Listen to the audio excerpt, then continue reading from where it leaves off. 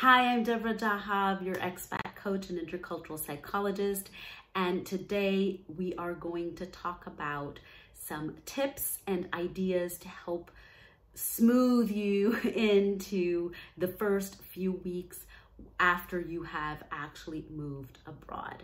This content and much more in depth is also in many of my e-courses and specifically my Master You Move program.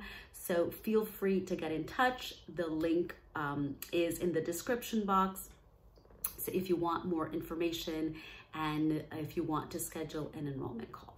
Now, let's go to the tips. So you've moved abroad. Usually the first weeks before you move are kind of like, some people describe it as surreal. Some people describe it as you're in a dream. It's just usually lots of things going on at the same time, lots of logistics, lots of mixed emotions. So once you arrive in your destination, chances are you'll still feel a bit of this kind of adrenaline flowing. You're probably going to go on a long airplane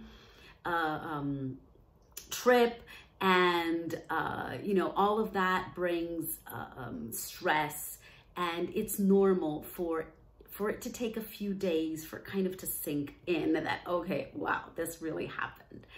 So here are some tips to get you acquainted with your new environment when you move abroad.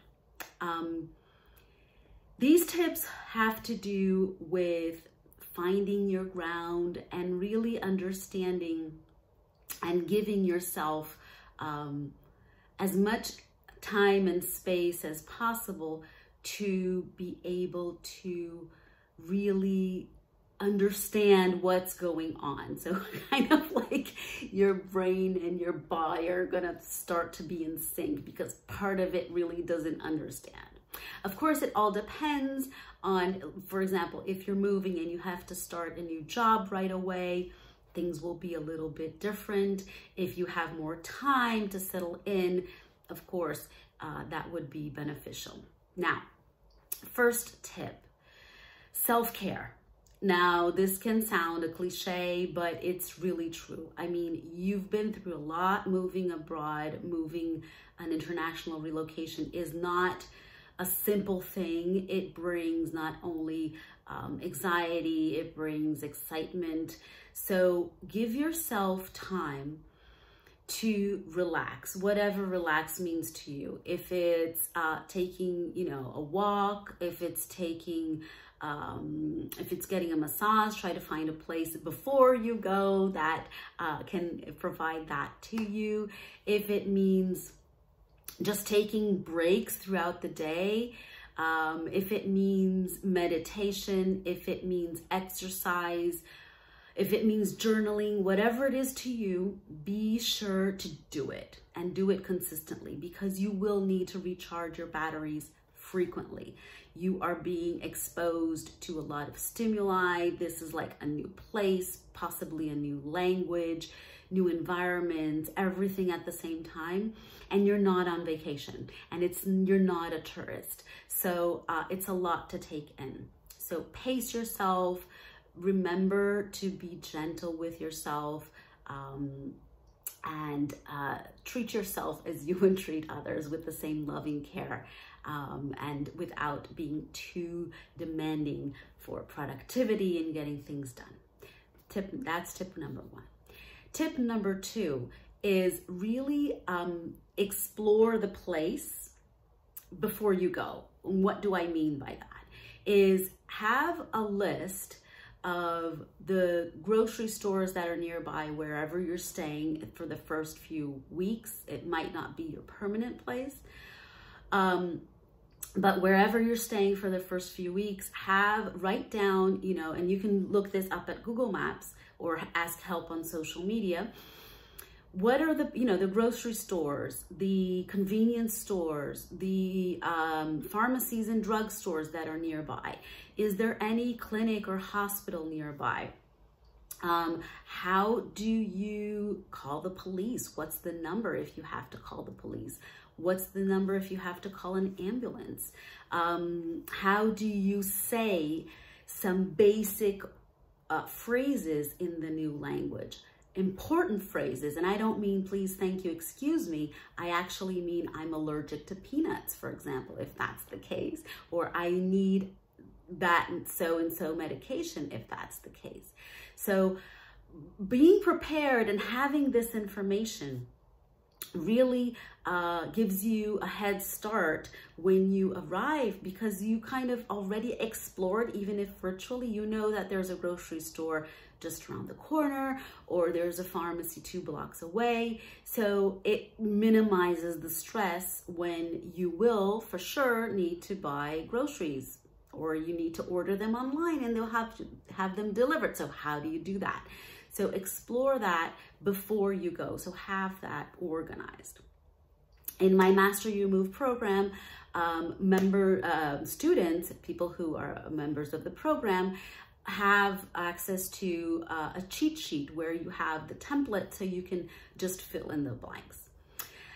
The third tip is about getting to know a little bit of the culture and the people. And I don't expect you to expect that you're going to make friends just walking, by the street and saying hello to everyone. I don't think that's going to happen, at least for the majority of us. What I do recommend is, for example, if there are coffee shops around, or there are cafes that you want to go to, start by going to 3 or 4 of them.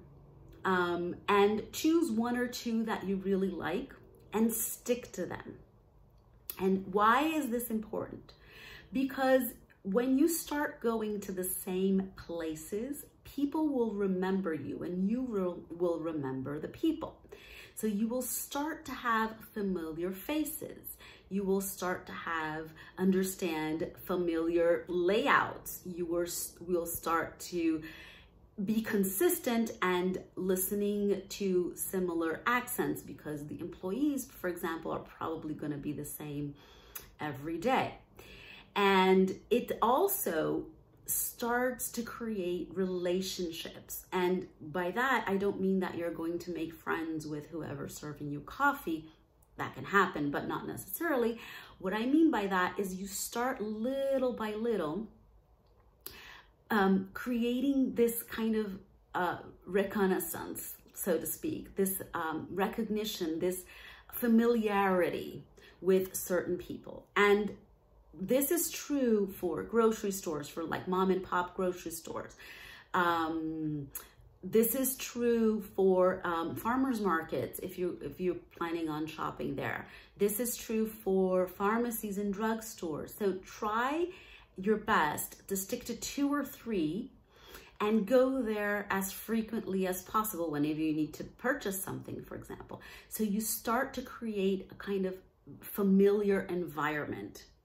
And that will really help you, because if you need help at some point when, something comes up and you have to ask a question, you already know these people at some level. You've seen them maybe 5 or 6 times already. You've ordered your coffee. They know you're a foreigner. So it kind of breaks the ice for forging a little bit more of a relationship and, creating a bond that might be a friendship in the future. You never know, but at least it's a start. It's a way to break the ice in a very organic way. It's not forced. It's not because it's you'll go there anyway to have coffee, right? It's just that you're going to the same place and creating this kind of routine. So I hope these tips were helpful. There are many more in my courses and programs. Feel free to take a look at the descriptions in the links in the description box. And I'll see you next time for the next video. Bye.